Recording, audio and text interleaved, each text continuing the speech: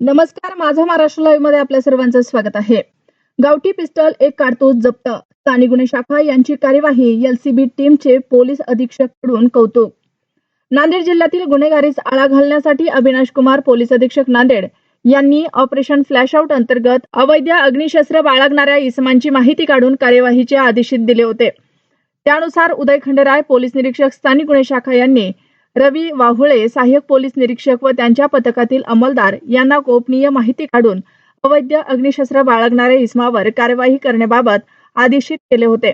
दिनांक 15 एप्रिल रोजी पेट्रोलिंग दरम्यान सहाय्यक पोलीस निरीक्षक रवी वाहुळे व त्यांच्या पथकातील अंमलदार यांना संघसेन नगर परिसरात प्रीतम लोखंडे हा विक्री करण्याच्या उद्देशानं गावठी पिस्टल बाळगून असल्याची गोपनीय माहिती मिळालेल्या माहितीप्रमाणे संघसेन नगर इतवारा येथे छापा कार्यवाही केली असता इसम नामे प्रीतम उर्फ बाबूलाल पी आनंद लोखंडे, वय वर्ष 22, राहणार संघसेन नगर इतवारा नांदेड हा मिळून आला.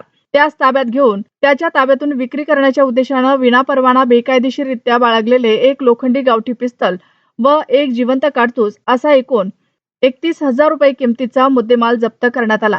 त्यास ताब्यात घेऊन मुद्देमालासह पोलीस स्टेशन इतवारा यांच्या ताब्यात देण्यात आला. सदरची कामगिरी करणारे अधिकारी व अंमलदार यांची पोलीस अधीक्षक अविनाश कुमार यांनी कौतुक केलं आहे.